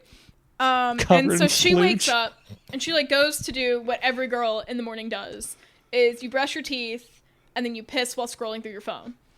And so she's brushing her teeth. Piss second's interesting. So she's brushing her teeth. Oh, I thought you were about to explain for a second. No. And I'm like, don't reward that. not Okay, rewarding good that. on you. Good for you. I'm just saying I always So- piss then brush my teeth. And so she like has her like toothbrush in her mouth. She's brushing her teeth, taking a piss. She's like scrolling through her phone. She realizes that Wallace had called her. So she like opens the voicemail. She's like listening to it, and like it does like the movie thing where she like stops brushing her teeth to show that she's like really super interested. And she's like, Teddy, get the fuck up, bro. Like what the fuck? And so this is one of my favorite moments in the movie. Because why are you hitting me? You said move me, so I you. It's really funny. I pressed my leg against. It's Right. really like, funny. So to move me. the toothbrush You better stops moving. appreciate your man. This is course I so appreciate fucking him. funny. He gets me McDonald's. So toothbrush stops moving. She like gets up and realizes that she had called him. So she checks Teddy's phone as well. And she realizes that he called Teddy as well. So she's like, oh my God, Teddy, get up. And she like runs in there and she's like shaking him awake. And he's like, what the fuck's going on? Right? Because he's like out cold. She's like, Wallace called and he's in trouble. Look, he called you too. And he's like, what? He called me? Like it is Teddy's fault that this happened. All could have been avoided if Teddy would have answered his phone. And so they're like, oh my God, we have to go to Canada. Because clearly there's no other option. Like they have to go to Canada, right? And so the movie is now mostly following them when they go up to Canada, and they like first they're like in the rental car and they're like talking with like the police, and they're like, oh my God, we can't like find our friend. He came up here for a podcast and we haven't been able to see him. We think he might have been kidnapped. It's like really bad, blah, blah, blah, blah. And they're like, okay, let's get some information on him. She's like telling them the description. And at one point in time, they're like, That just happens. well, what was he up here? And she was like, oh, they're up here for a podcast for the Nazi party. And then they hang up on him, obviously. Yeah, Teddy's just like, spell it. Yes, Ted's like, you need to spell it, and they hang up on her. She's like, they hung up on me, and he's like, are you really that surprised? Yeah, that's. I understand searchability and it's the joke and everything. That has to happen almost all the time, to the point where Teddy probably spells it. Like Teddy. NOTSE's party. Yeah. Yes. It's like me with my last name, where someone's like, last name, I start spelling it, and they look at me, because I'll give like the first 3 letters, and they look at me weird. I'm like, I'm going to spell it. Yeah. I'm not going to even attempt to have you spell it. It's not going to happen. I'm gonna be honest. I'd say it every time and just see the fear in their eyes, and I would not elaborate. I'd be like, how it's usually spelled. I just want it stated that I spelled Matthew's last name in my phone correctly first time. So I'm so proud of you. Yeah. My biggest pet peeve is when people don't capitalize the middle letter of my last name. Sure. Like, people just assume that's a whole different family. Like, I'm not part of that family. And so my biggest pet peeve is when people don't do that, and then they get really upset at me when I correct them. Right. So they hang up on her. And so they go, like, into the police station, because they're like, clearly they can't ignore us if we're in there. And they're like trying to explain to them what happened. And they're like, Also, like, No. I know it's Teddy's fault. This all could have been avoided correct. if he had just called them. Because then they wouldn't have hung up, because he would have been like, I'm here on the Nazi party business. He would have been like, I'm trapped, and the guy cut off my leg. And they'd be like, oh, we're on our way. And they get on their moose. Teddy was driving. How could he be the one calling? No, He was practicing safe Wallace? driving. Wallace, instead of calling his girlfriend. Instead of That's calling facts. yes, I instead of understand calling his girlfriend. though, because Sure, he didn't dial. because He immediately just hit back, the redial yes. button. Yeah, that, yeah. Like, I understand that one. I don't understand hanging up and then calling Teddy. I a little bit. I don't know. I get it. It's the immediate next person you think of, where it's like who's next, like who's most likely to pick up. Oh, The cops. sure. 911, they have to. But in a panic situation, you're going to go with the person you know, and so that's what he did. Like I understand it. He's stupid Is- and wrong. But in like, Canada, is it still 911 or is it 999? Because technically they were like really close to Britain. I don't know. I I was about to. I was about to ask that like 45 minutes ago, but I, I didn't think it's wanna, 999. I'm pretty sure we're the only ones that are 911. because we're the best. Why isn't it Okay, 000? not even going to acknowledge the fact that we're the best. I get it. You don't want to be too prideful. Name one thing that we're leaders of in the United States, like globally. Yeah. Super Bowls. It is, it I is. fully expected you to say school shootings. I'm not gonna lie. I fully was waiting for that to be the next No. one. Fun fact, 911 Uh-huh. is the emergency number for Argentina, Canada, the Dominican Republic, Fiji, Jordan, Iraq in 2024, Mexico, Pakistan, Palau, Panama, the Philippines, Saint Martin, the United States, and Uruguay. Uruguay. Oh, you're a guy. Anyway, so didn't know all those because I know like it's either 911 or it's 999, right? So was Canada on that list? Somebody Yeah. else. I tuned Yes, it out. it was Okay, like so the it's 911 in second. It was Canada. like So the second country. he did not have any excuse not to call 911 at that Well, point. he panicked and called his friend Teddy because who? I'm not calling a motherfucker named Teddy. What is he gonna do? Yeah, there's you can't. It's not like His name is Teddy. I think we have established where he is in the male hierarchy. Also, in every other horror movie, when someone's panicking, they manage to call the cops and not their best friend. So He wanted his best friend to call the cops for him why? because he's the podcast co-host and he's the head. He's the head honcho of the podcast, and Teddy does the dirty work. Teddy does all of the post production. He's really projecting right now. He really is. Yeah. You know what? No, I now understand the logic because I could definitely see you calling Harrison and being like, I need you to call 911. No, I have my Samsung watch. I'd press a little button and it would call both 911 and Cameron and send them my location. You're insane for that. I saw him lift a car once, so I think between the cops' bullets and Cameron's hams, that's what I call his guns, his hams. I think I'd be quite safe. That's so funny. We call it our Superman watch. Right. Where were we? Right. So we've officially gone full walrus. Real walrus. And so it's like following them on like their search, and it's like the most piss poor shit that's not gonna find him ever. Like at one point in time, they're like driving down like random country street, and they're like with flashlights out the window, and they're like Wallace, like he's gonna answer. The Mountie police officer in the station is Ralph Garman, who is the co-host of Hollywood Babylon. Also plays in Yoga Hosers. He plays a Nazi. Nice. Yeah, I love that for them. he's a professional impressionist. But and so eventually they end up in the police station. They're like trying to explain what happened, and they're like, "Yeah, that's crazy." what? like- You don't like the face I make because I try to figure out if that's a viable profession? They're like, "Oh my god, that's crazy. We've had like reports of something like that happening before." And they're like, "So you're gonna do something?" And they're like, "We'll put out a missing persons report." Look, to be fair, I listen to a lot of true crime podcasts, and Canada police are like bad. I don't think it's they're bad. It's just Well, that there's no, such large expanse of like forest between cities Well, like, that if you're anywhere in there, you're done. American police do their best to catch serial killers and serial issues. They're just truly bad at their jobs. Canadian police really just kind of wait till the last second. No. You're Because looking it at makes the them wrong way. sad, and it's illegal it's to be illegal to be sad. I think it is because like there's so many times I've listened to like a Canada true crime story, and they're like the police put this on the back burner for several months. Like the Canadian police just do not. And I think it is because they're just not used to it as much. They don't have this happen as much. Where America is uniquely the serial killer capital of the world. So there's 3 conspiracy theories that I believe in my lifetime. Okay. And one of them is actually about the Canadian police, where like they have this like famous line where there's not really serial killers in Canada, and I do not think that they just have less serial killers than America.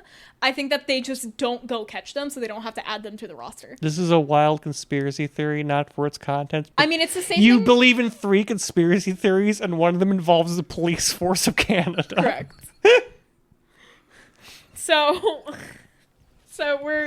they're like in the police station. They're like, oh my God, that's so crazy. We also have gotten reports of people going missing and losing their legs. What? And they're like, oh my God, so you're going to do something? And they're like, not really. And so this is where like a private investigator who used to work in Quebec comes in, and they're like, this guy's been like, Unfortunate that he's from there. this guy's like been babbling about it. He's kind of crazy. You might want to get a hold of him. He might know more than us. He's from as Quebec. Police do. Because clearly they just give out information like that. And so they like give him a call, and they're like, we need to meet at this diner like ASAP to discuss this, right? And so they meet up at the diner, and they're like talking, and the guy's like, yeah, no, like he's fucking crazy. I've been tracking him for like a decade at this point, and I think I met him like 2 years ago. They're like, whoa, you met him like 2 years ago? And he's like, yeah. So it goes into like a flashback. That is my least favorite scene in the entire movie, because he's playing, in his words, a simpleton. Who his life's work is that on Mondays he goes to like the Little Mites hockey team and like picks up the sticks after practice and brings them water. And like he like talks about when he like goes up to investigate, he's like, hey, I'm here to like investigate these reports of like some very famous hockey players going missing, and like we think they might be in this area. And he's like, no, they wouldn't be in this area. You're here to like kill the spider, right? And he's like, the spider? And he's like, yeah, like in the potty, in the shitter. And he's like, what? And he's like, there's a brown recluse in there. And he's like, oh, there's a spider in your outhouse. He's like, yeah. He's like, no, I'm not here for that. He's like, oh, well, I called the cops and they said they were gonna send somebody a few days ago. And he's like, no, I don't kill spiders. I'm only a lowly like homicide detective, right? And so they're having this whole like conversation. He's getting like information out of him. And at one point in time, he's like, what's your name? He's like, oh, Bartholomew Mosier. I don't know how I'm going to make that seamless. My guess is it's just going to be a hard cut. By the way, you don't listen to review the podcast. I often make hard cuts when we comment about that's just going to have to be a hard cut. This is just going to have to be a hard cut. So he's like talking about the brown recluse. Very similar to like earlier when he was talking to Wallace. And at one point in time, he's like, oh, what's your name? And he's like, oh, my name's Bartholomew Mosier. Like, the doctor that he calls him, like, Wallace. And at that point, you're like, oh, my God. Storytelling, right? And so, like, he's, like, leaving. And he's like, all right, well, you have a good day. And he's like, thank you. And he thanks him, like, 6 or 7 times on his way out.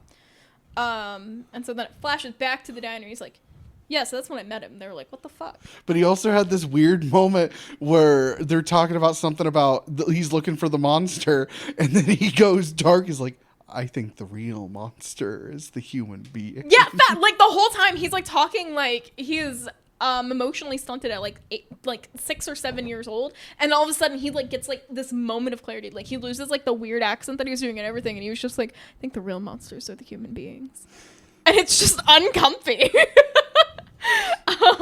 So, and they're meeting at the diner. Oh my God, I forget what it's called. Tim Hortons. It's not Tim Hortons, but it's the diner where they have the slider and White Castle.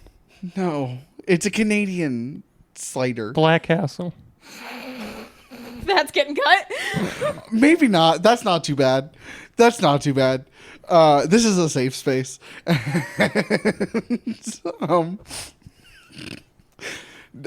forget. But Johnny Depp orders like $40 worth of just like just like 3 meals for himself while oh my god, what's the girlfriend's name? Allie. Allie and Teddy are just drinking like waters, and he's having like a 4-course meal by himself. Oh yeah. And he's like, "Do you want any?" And they just go, "No." He has priorities. I respect that.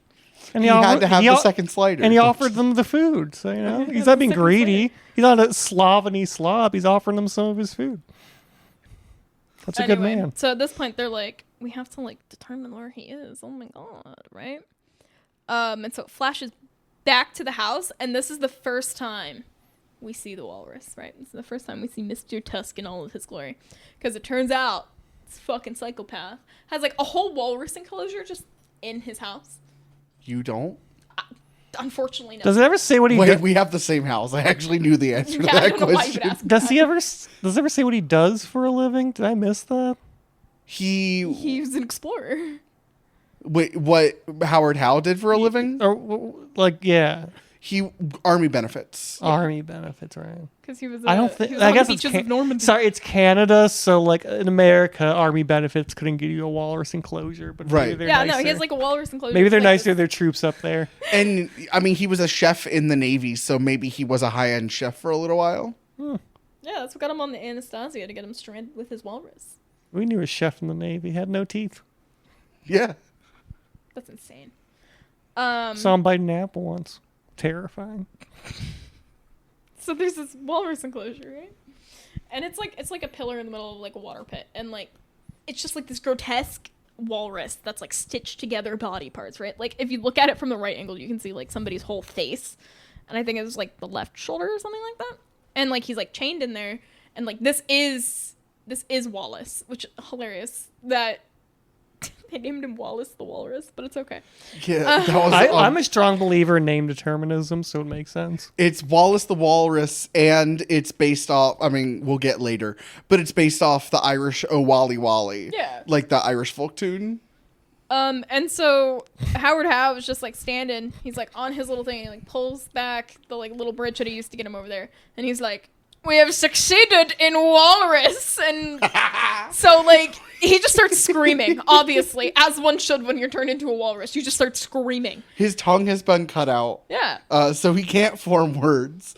And like his is it the tibia, or like basically it's essentially femur bone from his legs have been shoved into his face as Tusk. It's his own femurs or tibias. Yeah, I know. It's deeply unsettling. Yeah, like it's fucked up. My It's taints are tingling even as we dark. talk. I'm sorry. And so, like, he throws him a fish, and he's like, "Eat, Mr. Tuskegee!" Right? Because clearly you have to prepare for battle. And so we get, like, a little glimpse of him, like, learning to be a walrus, right? And Can you so eat without a tongue? I would assume so. you still have teeth. Yeah, I assume the tongue has some important part there. Taste and guidance. Walrus, yeah, and, like, guidance. Yeah, Guidance. I mean, like, if you just, like, aggressively throw your head back, I'm sure you could probably get, like, 1 or 2 things down your throat. So I ate a donut once. My hands were covered in ink. Tried to seagull it. Speaking of seagulls, there's like a clip of like the ocean that has like seagulls and stuff in it that he's using to, like, brainwash him, because it's like playing 24/7, like how they used to think brainwashing goes. Like a white noise machine. Like a Like, Clockwork yeah. Orange. Yeah, like Clockwork Orange. And so then it flashes back. Is he being forced to like watch it, or Yeah, just it's like- everywhere? like It's constantly playing constantly all around the enclosure. Oh, but still, lots more like just like nice So- background noise. Well, it's as if to simulate that you are there. there. Yeah. Okay. like it's to help with the immersion, right? Because clearly becoming a walrus wasn't enough. And so it flashes back to Teddy and his girlfriend and like the detective, and they're like, "Oh my god, I think we might know," because they get like a lead. They're like, "Oh my god, I think we might know where he is." Right? They're like, "Oh We just found a receipt for a walrus enclosure. my god, I just found a receipt." For Some a dude in the walrus woods just enclosure." bought a walrus enclosure. Yo, that's crazy, guys. And so they get like the lead on where they are, and so they start making their way up, and so it flashes back to what's going on in the house as they're like closing in on the house. And so he's like, man, so you're eating fish and like you're screaming, but walruses do more. They whistle. They swim. So he like flicks like this switch to like pull a chain on his tail to like drag him underwater. And when he's underwater, he can see like the bodies of like previous people who were failed walruses because they clearly were not walrus enough, right? And so like against all odds, he does it. He swims. He is Mr. Tusk, right? So he manages to get back up onto the enclosure and he's like yelling, right? He's like, ah! And he's like, yes, Mr. Tuskegee! Go full walrus! Like, it is the best moment of the movie. Right after him bouncing off the floor. And so it flashes back to the couple. They've pulled up to the house. And they're like, we gotta go in there. And, like, the French detective's like... Quebec. You don't want to call them French. They get very upset. I don't think anybody from Quebec's gonna come at me. We actually have 5 listeners. We only have 6 listeners total. One of them is from Quebec. I would love to see them fight me. I've seen the entirety of this movie. I feel like I could take some. They're gonna come in on a moose, dude. Then we can finally get Moose Jaws. Then we can get Moose Jaws. Oh my god. The planned sequel, the That's what I planned want. third movie. I know. And when people ask what's Moose Jaws, Kevin Smith just goes, "It's Jaws with a moose." I really want Moose Jaws. You don't understand how bad I want Moose Jaws. But and so they're like running up like an abnormally long staircase, like it spirals all the way down. And so of course they had to do the shot where they're like looking up the staircase and like see them looking down. He like points the gun down there, and because for some fucking reason that's like what you think will work. And so then it flashes back, and now Howard is in his own walrus suit, and he's like, "We must fight to show that you are truly Mr. Tusk." Well, because Howard, I don't know if that's his real name, but we're calling him Howard ate. It's how he's credited. Yes. Yeah. Howard ate Mr. Tusk mere minutes before he was saved. Which he could have just not. Yeah, he That's all could I'm have just saying. not. He could have avoided all of his trauma had he just not. Had he just held it in for like 15 minutes, he would have been fine. But he ate Mr. Tusk. And so now he gives each future Mr. Tusk a chance to fight back, which the real Mr. Tusk never got. Yeah, and so Why don't you just eat fish? because he's a fucking walrus. No, when instead of eating Mr. Tusk, why don't you just follow Mr. Tusk and get some fish? I don't know, man. I wasn't Because there. he was food crazy delirious and his best friend is large and Follow your large friend to the ocean and get some fish. Anyway, you can't eat so- raw saltwater fish. Yeah, you can't do that. That's how you die. I don't think you can eat. I think eating walrus might kill you. You can eat raw seagull. Not if you get saved 15 minutes Yeah, you after. can eat raw seagull. Which I don't think that's a That's good true. That's I don't 100% think it's true. a good idea. I didn't say It's not good. great for you, but you can in an emergency situation. How would you catch the seagull? They're fast. I do not think you're yanking it out of the air, bro. I don't think for a second. Oh, I could grab a seagull in flight. did we skip the return to the A to Z? Yes, we did. It wasn't that good of a bit. We gotta talk about it. He loves it. Important information was that's where they get the address. That's because they have the flashback of him at the phone, like on the phone with Howard Howe from the beginning, from the girl's perspective. Also, the same scene shot differently, but like it's different takes, I'm pretty sure, but they're acting so similarly to each other. That's just good filmmaking. But also, he gets because they have the flashback of him writing down the address, Guy Lapointe fucking does the scrape pencil thing trick. on the pen pad and gets the address, and Teddy's like, it was in the Big Lebowski, and then Guy's like, actually, funny enough, that's exactly where he learned it. That's where they get the address. That's important information. I'm sorry, but I'm sorry. I'm a failure. no, you're not a failure. Don't please be nice to But, my friend. Be nice to her. Right. Anyway. So they get the freaking address, doing the little pencil trick from the little And where do they get this? at the A to Z. What do you Okay, mean? Good. Just making sure. And so anyway, big walrus fight is happening, right? And they're coming up the stairs, well, down the stairs, as this big walrus fight is happening, and they like kick open the like doors right as Wallace wins. Like he's like stabbing the fuck out of this man with like his little tusks, right? And he's like yelling the whole time because he is Mr. Tuskegee now, right? His like, survival instincts kicked in. His survival instincts kicked in. He is Mr. Tuskegee now, right? And so like Howard is like dying. He's like wistfully looking up at the ceiling. He has like tears in his eyes. He's like, "You truly are a full walrus." Funniest shit ever, by the way. Except for now, they found Wallace. What are you gonna do with him, right? Like he's a whole ass, like he's a fucking walrus now. He's a whole ass walrus. He's a whole ass walrus now. Like you can't like reverse that. He's a real walrus. I could. So clearly they did. I could do the reverse walrus surgery. Easy. They did what any logical people in that situation would do. What? And they put him in a zoo. It's like separating conjoined twins, realizing you failed in rejoining them together. You can't just put conjoined twins back together.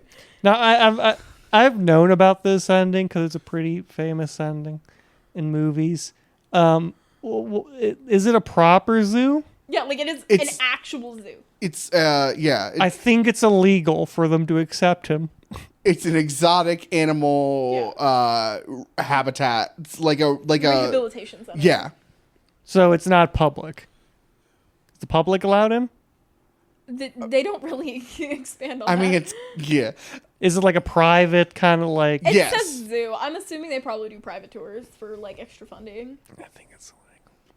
Nobody. Sounds- That's the It's- illegal part you're worried yeah. about in this movie? It's illegal for him to have turned him into a walrus. What do you mean? I just don't think you can You can would be have a a terrible 911 operator. you can have a human walrus person as at a zoo. Somebody would like call you and be like, "I think somebody's breaking into my house." And you'd be like, "It's illegal. They can't do that." No, I wouldn't have been like, hey, they'd be like, hey, can we take our friend who's been turned into a walrus and stick him in a zoo? And I'd be like, no, that's illegal. But Well, it's like, not he like a has big mentally zoo. became It's a zoo a now. it's like a yeah. It's like one of the things that the zoos send people to. yes. Okay, still wild. I would have shot him. So like he's Yeah, Johnny Depp almost did. Shut up. And then Allie and Denny fucking stopped him in Cut to Black. Why would they? Terrible friends. Because that's their friend. Harrison, I promise you, if you ever get turned into a walrus and lose your mind and become a walrus man, I'm not going to stop someone from shooting you. But he didn't lose his mind fully. He hasn't lived a life. we're getting there. So he's We're- in the zoo. I know right? walruses don't cry. It's a worse Walruses situation. never He cry. does cry. Yes, He does at the end is that a because walrus? crying is what separates Yeah, the because he has man a from life the of animal. hellish walrus torment ahead of him, which is why I wouldn't stop someone from shooting what you. it is he's in the zoo and they come to visit him and they have like this sweet. They have a fish wrapped up in newspaper. She like on his best friend's arm, by the way, tosses the fish to him in his little enclosure and he's like eating it and he like looks wistfully up at her. She's like, "I'll always love you, Wallace," and he's like, "Ugh," and like a single tear like comes down his face. Like They should have shot him. And then the camera They left pans, him in hell. the camera pans into the and sky. it's a big rainbow rubber ball floating around the pool as Gerard Way sings "Oh Wally Wally" as the Yeah. credits roll, and then the moment that version of the song is done, they play audio from the podcast episode. It's like It's he's great. probably gonna die anyways. There's no way that surgery was hygienic. No, he is fully walrus now. He is one with the walrus. There's definitely infection. No, he survived. I don't trust. I've seen that man. I don't trust him to do surgery and make it clean. And then there's a in between credit scene that's Johnny Depp or Guy Lapointe, like, you just had to have the second slider talking to himself, and he has bad gas. It's really dumb, but like it's fine. It's a mid credit scene. Who cares? It's not really part of. Should have shot the walrus. But you really had to bring it up, though. Yeah, because it's still a part of the movie, even though it's not should really a have part of shot the the movie. walrus. Nobody's saying they shouldn't have shot the walrus. We're saying that they didn't. You have to live with that. Okay. I Fun. want a movie called The Hunt for Wallace, where it's a man attempting Wallace? to They break let in. him go, and they're like, if you can prove that you can survive among the wild walrus, we'll let you live. Fun fact: all of the walrus scenes were shot in one big shoot because the costume was so uncomfortable for Justin Long. He's like, I'm not getting in and out of this thing. We're gonna shoot I don't care if it's a fucking 18-hour hell day. I'm only doing this once. No, like, it's you can even see that that motherfucker is uncomfortable. Like, and it's got to be like lava in there. There's no way there's any sort of ventilation. It took 4.5 hours to get the suit on, and in between takes, they had to do constant touch up. Oh yeah. Yes, that it was so uncomfortable that originally they planned on like spreading it out over a few days, but the moment Justin Long got in the suit, he's like, "We're shooting this in one moment. We're shooting this in one fell. I'm not. I refuse. I'm so sorry. I'm not doing this." I love. Which my good for favorite him. thing in the movie is when they're like pulling him into like the water, right? And you can see the moment where they like pull him into the water for like the original effects. And then, like, the suit does not want to go down. Like, he is actively floating, and it's just, like, skirting on the water. I'm not sure this movie should exist, but I don't think that's a bad thing that it does. I think that's my take on it. I think conceptually, I think that the fact this movie exists means that somewhere along the way we lost the plot. We forsook our gods, but not, like, in a bad way. I don't think we ever lost the plot. I feel like you're just a coward. I mean, I am a coward, but it's a ridiculous movie to exist. I agree. That's why it should exist. Okay. If you don't have ridiculous movies, are you truly like living? Justin Long. The only in the movie I walrus watch suit. is Citizen Kane back to back. Justin Long in the walrus suit is phenomenal. Like playing actual crates. First off, it was so uncomfortable that it wasn't really acting. He was just he just was a walrus. He became a walrus. It's kind of crazy. I've seen clips, I've seen pictures, and every time I do, I wish I wasn't doing it, which I guess makes it a good body horror movie. Yeah, no, it's not supposed to be comfy to look at. Those moments specifically in the movie, like when you're in the walrus suit, you can't half-ass that performance. You have to go full walrus. I read a review of someone that hated this movie, but the one thing that they consistently said was good was when he was yelling. They're like, when he yells in the walrus suit, haunting, real scary shit. No, facts, because he was genuinely like in agony. Like that thing sucked. And this movie, like Harrison said earlier, it is heavily dependent on everybody is giving it 100% the entire time. Yes. This movie is too outrageous and too quite downright fucking stupid to ever, even if you faltered a little bit, like the whole movie would have came crumbling down. This is an incredibly dumb movie, an incredibly tight rope to walk that That's why it's so divisive. It is. Because the thing is, I truly think it's executed so well. I want to be honest, I thought this movie was very well received because I hadn't interacted much with critical reception of it. And just had your take on it. I'm like, oh, everyone loves Tusk. And then after I stopped watching it, I was looking it up. I'm like, oh, Harrison's in the minority, huh? Yeah. No, I love I assumed this was a beloved movie. No, this is a great movie. It used to be on Netflix. I don't know if it still is, but it used to be. I first heard of this movie right after it had left theaters, and I'm like, I have to see this somewhere. How am I going to see this? So I watched a bootleg like YouTube video of it with this weird like light in the middle of the screen, but I watched the movie and I'm like, I have seen Tusk. I am a changed in like 2014. I'm a changed person to this point where the moment that the DVD went on sale, I'm like, I'm going to buy so many copies. So, I only bought one, but I wanted to buy ever all of them. Tusk was I was at the time my brother's dad's house, right? And it was me and my brother Ren, and we were just scrolling through Netflix, and we were like, we want to watch a horror movie, but like not like a good horror movie. Like we want something that we haven't heard of before. So we literally like held down the button to scroll under like the horror genre, and it just so happened to land on Tusk, and we were like. And the only information we had going in was the title card of like him with the like tusks. Yeah. And we were like, what? Changed me. I've seen the light of God. I love this movie so much. I understand why people hate this movie. I'm not going to deny. I think it's a masterpiece. I'm going to disagree with a lot of the people. Having read a lot of reviews today, I'm going to disagree with them. Because they all say it's like a stupid premise, and it is, but that's the point. Yeah. Yes, and it's Because the only axis on which I disagree with this movie is it's yucky and makes me feel bad. Sure. And that's just a personal me thing. sure. You know, like it's 'cause, supposed like, to be outrageous in more ways than one. There's like movies that like I don't like, and that it's more it's like objective. It's more like an actual take on the movie. Sure. Like Don't Think Twice. No, This it's movie not. Don't is think twice entirely. is pretty good. This I like that movie is movie a lot. entirely subjective. I recognize it's entirely my own opinion. It's just I just can't do it. Every review of a movie, every thought process of a movie is entirely subjective. There is no objectivity in art. I don't know. I read a lot. I've written a lot of reviews of things, so I think you're wrong. So you've written your subjective I've thoughts. written my Haven't objective even thoughts. finished You're the not the movie. you're not the I harbinger took of a class objectivity. on film critique. So I did know I. a thing The or thing two. about Tusk is all of the reasons that people hate this movie are the exact reasons why they should love this movie.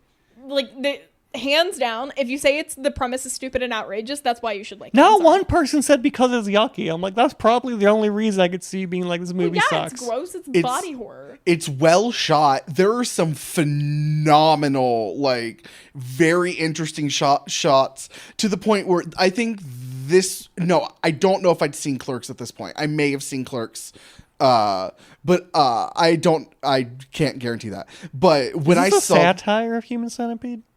a kind, No. I mean, Like, I can see accidentally. Yeah, accidentally. Because they didn't really pull, like, a lot of inspiration from Human Centipede. Literally, the only inspiration they had was, so they, like, get sewn together. That, like, beyond that, no. But this is a fascinating turning point in his career. One, because he hadn't made a movie in forever, but also following Red State, where Kevin Smith decided to move the fucking camera for the first time ever, and it was revolutionary. Turns out, when you move the camera, you can come up with some pretty great shots. And so, Yeah, I mean, if film school taught me one thing, you should always be moving the camera, and you should never have a static shot. yes.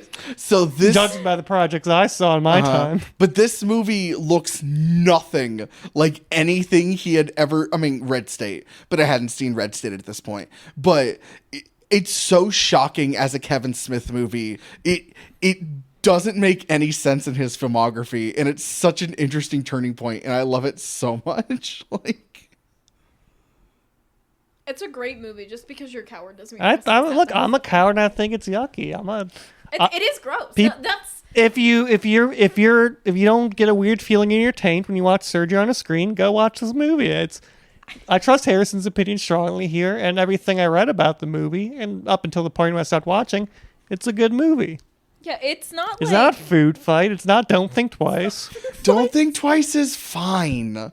It's good. I like that movie. I'm sorry that you. Why are you hung up on Don't Think Twice when he literally mentioned Food Fight? Because we watched Food Fight and we both hate it. This is just proof I that also you have seen don't. Food Fight. You don't listen to the podcast. I told you at the beginning I don't listen to the podcast. I know. Don't Think Twice is our most contentious episode. It's Except soon. for the last It's soon one to we be. filmed It's because soon to be a Trick or Treat. and that's only because I kept saying he hates Halloween, which he So, does. I don't. And he gets super upset. I don't hate Tusk Halloween. is great because it's body horror, but it doesn't really have the actual body horror in it. You only see the after effects of it. Because in every other movie where there's like body horror, you really see it on screen. So like I fucking love the Saw movies. Like it's one of my favorite things ever. Apparently there is a license. Worrying that you work in escape rooms. There is actually a licensed Saw escape room that recently opened in Ohio. I know. And I'm getting ready to go to it. I went to Nevada to go to like the officially like big licensed ones, and then the one day that I go down there, they're like, I think we're you gonna close mentioned this it to day, me and I was once. really upset. I think you're trying to get us to go once, and I'm like, no. Correct. We should all go. No. Okay. That's a hill I'll die on. So I'll go to an escape room. Not a Saw one. we gotta go to a good escape room if we're going to an escape room. But it's great because it gives you the body horror without actual body horror, because a lot of people can't handle like you, where they can't handle like the like scene of the act, but they can handle the aftermath. And I think that's what makes Tusk so great, is because you still get the full effect, even though we don't like explicitly see him being like, this man's left nipple makes quite a good little left flipper, don't you think? Like, because That was a great pitch. Shut up. I love you. Like I haven't seen The Fly. I've seen a lot of clips of The Fly, and that doesn't gross me out as much as the walrus suit. I think it is just the surgery. Okay. Yeah, I don't like surgery. I never really had to get surgery. Interesting. I've had to get my chin sewn up once. Okay. I split it when I was really young. But other than that, I really haven't had. I guess I got some teeth taken out, but like a tooth. But I was out for that. So You would also have been out if he was also out when he sewed yeah, but I him. woke up. There wasn't like stitches. There wasn't like a ton of shit. It was all right there. Yeah. Oh, okay. Cool. It really is the evidence of surgery that gives my taint a tingle. Okay. So is that your final thoughts? Yeah, if if you like that, if you're not a coward like me, doesn't gross you out, go see it. Seems like a fine movie. I disagree with the critics. I disagree with the critics I read explicitly by them being like it's stupid, and it's like, well, yeah, it's clearly supposed to be stupid. So don't listen to the critics. Judge it whether or not you like yuck. If you like yuck, go see it. If you don't like yuck, there's other movies you could watch. Star Wars. We're not getting into that. We're not. Lord of the Rings. We're not going down that No. path. All right. Any final thoughts, Neve? Go full walrus. Awesome. Oppenheimer. That's a movie you can watch. So this is the last Guestober episode, and then we do Trick or Treat next week. Yeah. Spoilers. Harrison hates Halloween. Yeah. Do you want to do socials? We've been recording for about 2:20. Yeah, I can you do wanna socials. So if you want to email us the picture of you dressed up as a sexy birthday walrus for my dear friend Harrison, twomenmoviepodcast@gmail.com. I prefer those as PNGs, but if you want to do like a PDF attachment, that's okay. I'll print it out for him. Hang up on his wall. Happy birthday, buddy. If you want to find us on Instagram, which we don't really have updates at the moment, but if you send a really good walrus picture, I will put it on the main feed. Two Men Movie Podcast on Instagram. You can find me at Midwest_magician. If you want to see me paint small plastic men. I'm going to be going to some plays this month, so I might post some things about that. Ooh, hell I got yeah. like a weekend of plays coming up. Heck yeah, dude. Because I'm a cultured sort of fellow. Yeah, man. Where can they find you, Harrison? You can find me at harrisonpool.com on TikTok and Instagram. I post so little, but I should absolutely be posting more. But we live in a the algorithm is hell, and we live in a capitalist hellscape. So harrisonpool.com, POOLEDOTCOM. Harrison. Apparently I've never needed to spell Harrison, but I've had to spell pool, and I've had to spell dot to people when I've been explaining. Yeah, well, because no one would assume it's the spell out dad. Sure, fair enough. And your name is literally how anyone would spell pool, but with an extra E on the end. Okay. harrisonpool.com. Can they find you anywhere, Neve? No, I just want to go to Waffle House. Okay, cool. Thank you to Tristan Hostetter for our theme music. Thank y'all for listening. Thank you for fucking tolerating our bullshit. I love you very much. And I hope you had a spooky Halloween month called October. All right, cool.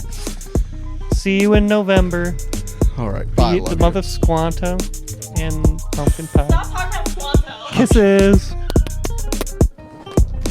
This is Matthew and Harrison's Two Men in a Movie. It's not what it sounds like.